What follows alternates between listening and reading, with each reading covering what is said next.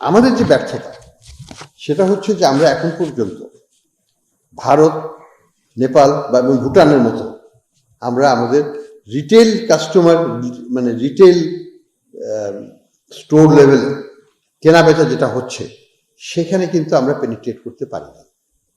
আমাদের mobile financial system, আমি যেখানে বলবো যে M Cash should stand apart from others, বিকাশের চাইতে অন্যদিকে ফোকাস করুক, সেটা হচ্ছে রিটেল মার্কেটিং, মাইক্রো এবং এসএমই সেক্টরের দিকে নজরটা বেশি দিক। প্রত্যেকটা ছোট ছোট ব্যবসায়ী প্রতিষ্ঠান, সেটা শিল্প প্রতিষ্ঠান হোক, সেটা দোকান হোক, সেটা আমার কাঁচা বাজার হোক, সেটা আমার রিক্সাওয়ালা হোক, সেটা আমার এনি সার্ভিস প্রোভাইডার, ওয়ার্কশপ, সেই রিক্সা ঠিক করছে সেই দোকানদার হোক, তাদের সবাইকে কিউআর কোডের মাধ্যমে এটার মধ্যে ইন্টিগ্রেট করে দেওয়া।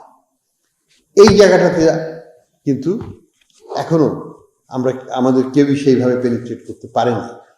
আমি বলবো এম ক্যাশের উচিত হবে এই মার্কেটটাকে ক্যাপচার করা।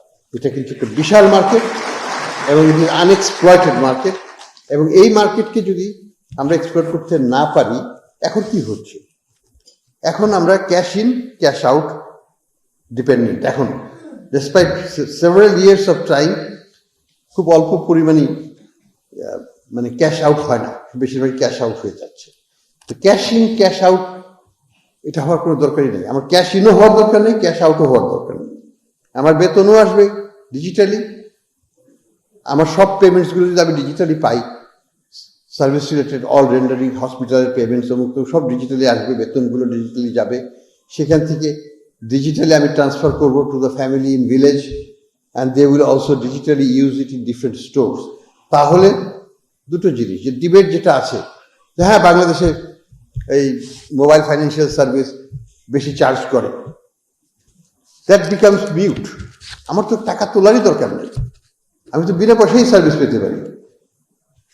আমি যদি আমার টাকাটা না তুলি, তাহলে তো আমার এই আমাদের যে সিস্টেমটা ডেভেলপ করেছে সেটা কি, দোকানে দোকানে ক্যাশ ইন করছে আর ক্যাশ আউট করছে দোকানে দোকানে, that needs to ultimately disappear. এটা থাকার দরকার হবে না আগামীতে, আশা করি, এবং সেটাই হবে, তখনই ক্যাশলেস আমরা হতে পারবো। এখন আমাদেরকে তাহলে কি করতে হবে, এবং আমি যেটা অ্যাডভাইস করবো টু এম ক্যাশ যারা লঞ্চ করতে যাচ্ছেন, যে আপনারা ফোকাস করেন অন দ্য রিটেল সেগমেন্টের দিকে, তাদেরকে নিয়ে আসুন। আমরা অলরেডি বাংলাদেশ ব্যাংক থেকে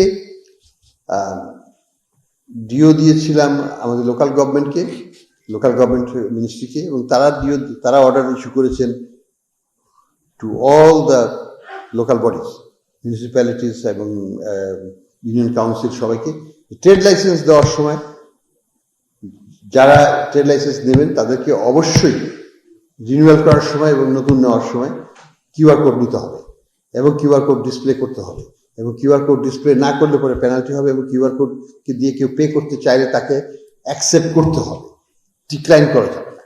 এই যে কতগুলো প্রিন্সিপল, এটাকে we have to stick to those principles.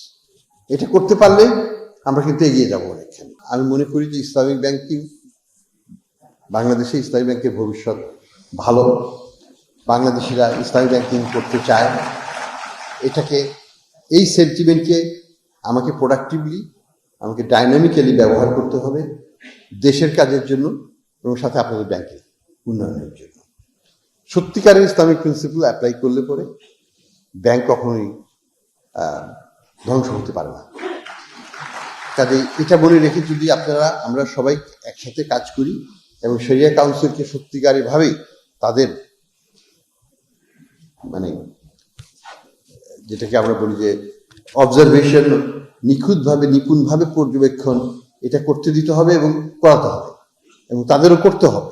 সেভাবে করলে পরে ইসলামিক ব্যাংকে ভবিষ্যৎ বাংলাদেশে অনেক অনেক উজ্জ্বল হবে, এটাই আমি আশা করি।